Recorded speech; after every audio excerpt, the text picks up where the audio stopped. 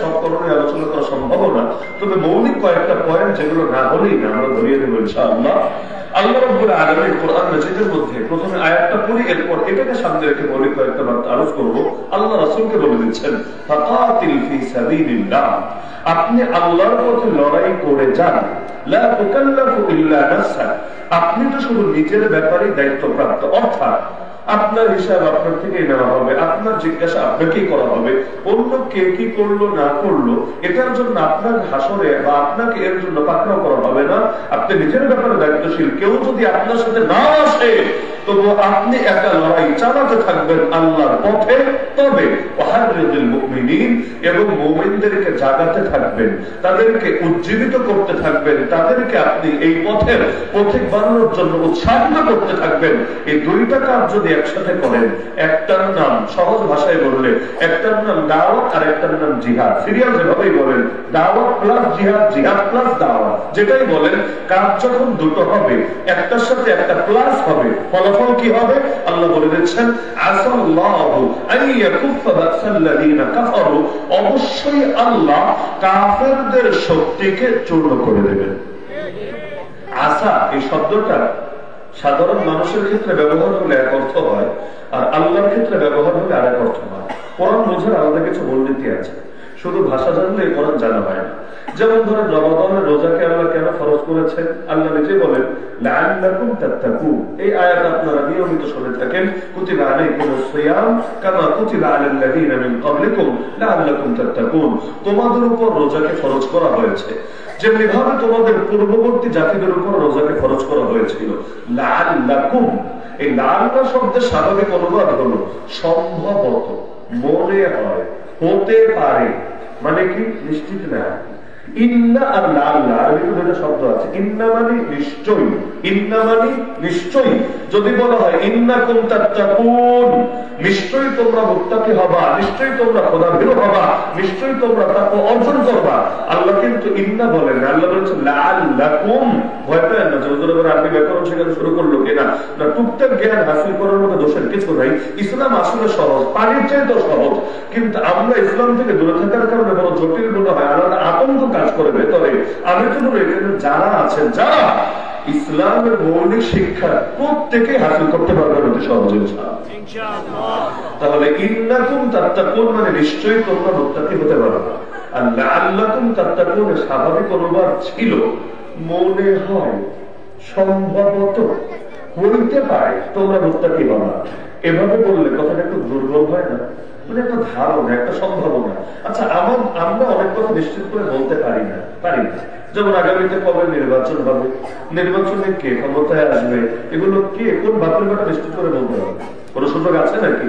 আদৌ হবে কি হবে না, কি হবে না হবে, ভবিষ্যৎ নিয়ে যা বলবো সব একটা আন্দাজ, একটা আইডিয়া, একটা ধারণার উপরে বলতে হবে। কারণ আমাদের অ্যানালাইসিস সঠিক হতে পারে, ভুল হতে পারে, আমাদের পর্যবেক্ষণের মধ্যে বহু কিছুই সম্ভাবনা আছে।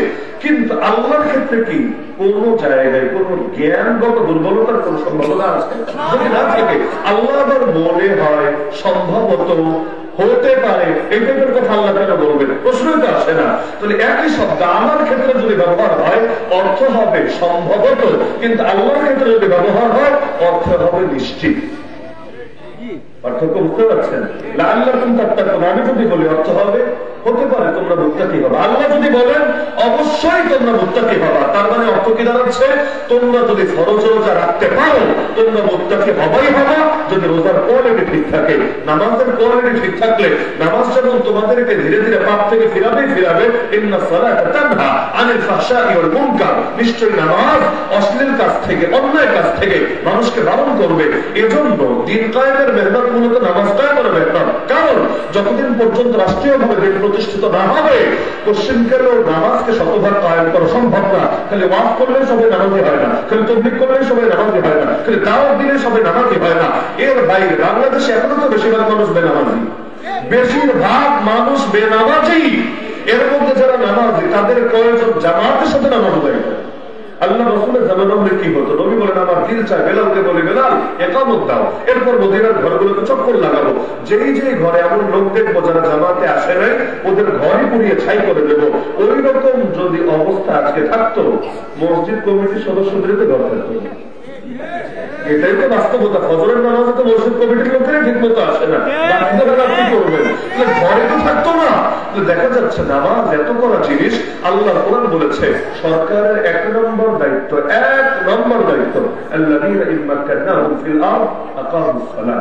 1 নম্বর দায়িত্ব রাস্তা বানানো না, ব্রিজ বানানো না, আইএমএফ থেকে লোন নেওয়া না। 1 নম্বর দায়িত্ব আগে যা নিয়ে রেখেছে এগুলো সুদ পরিশোধ করা না। 1 নম্বর দায়িত্ব নামাজ কায়েম করা। যতটুকু পাওয়ার থাকবে সেটা দিয়ে নামাজ কায়েম করতে হবে। রাষ্ট্রের পাওয়ার নেই, ফ্যামিলির পাওয়ার তো আছে। ওই ফ্যামিলিতে 10 বছরের বাচ্চা থাকলেও পিঠে হলেও নামাজি বানাতে হবে। রাসূলের কথা, পিঠে হলেও নামাজি বানাতে হবে।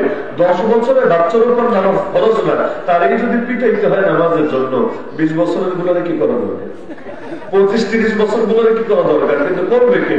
যে করবে তার করার মুখ আছে, ওই তো নামাজ পড়ে না। বাচ্চারা বিধবে করবে মুখে, নিজে পড়বে না, নিজে পড়বে না, তারপর বাচ্চারা বলতে পারবে। বাচ্চারা যদি পিটাতে যায়, বাচ্চা এমন কথা বলতে পারে তার আর পিটানোর এসকো আর কারেন্ট সব বের হয়ে যাবে। তো দেখা যাচ্ছে শব্দ আসাল্লাহু আইয়াকুফা বাসাল্লাযীনা কাফারু, আসা শব্দটা আমার আপনার ক্ষেত্রে ব্যবহার করে যে অর্থ হয়, ওই অর্থে দুর্বলতা আছে, মানে আশা করা যায়, হতে পারে এই টাইপের। কিন্তু আল্লাহর ক্ষেত্রে যখন ব্যবহার হয় তখন আর এরকম আন্দাজ মার্কা অর্থ হয় না, তখন অর্থ হয় নিশ্চয়ই, অবশ্যই। তাহলে আল্লাহ কাজ দিলেন 2টা, অবশ্যই ফল কি হবে?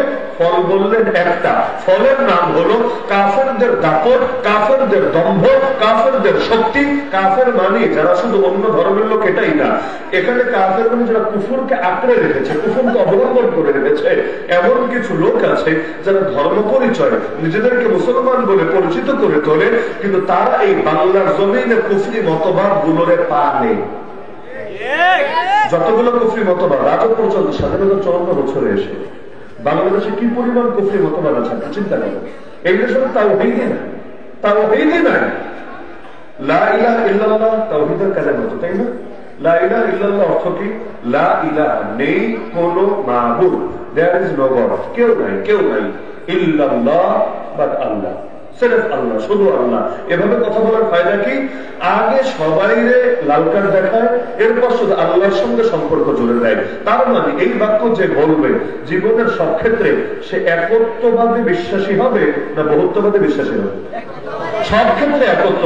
লা ইলাহা ইল্লাল্লাহ ফিল মসজিদ, লা ইলাহা ইল্লাল্লাহ ফিল মাদ্রাসা, লা ইলাহা ইল্লাল্লাহ ফিল মাহফিল, লা ইলাহা ইল্লাল্লাহ ফিল খানকা, এই টাইপের তো বলছে না। লা ইলাহা ইল্লাল্লাহ কথাটা ব্যাপক। তার মানে জীবনের সব ক্ষেত্রে রব কয়জন, মাহবুব কয়জন, খোদা কয়জন, পরিচালক কয়জন?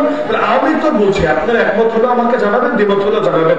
আমি তো বুঝি লা ইলাহা ইল্লাল্লাহর অর্থ এটাই, আমার নামাজের রব যিনি, আমার রাজনীতির রব তিনি, আমার যাকাতের রব যিনি, আমার অর্থনীতির রব তিনি, আমার হজের রব যিনি, আমার পার্লামেন্টের রব তিনি, আমার যাকাতের রব যিনি, আমার কোর্ট কাছারির রব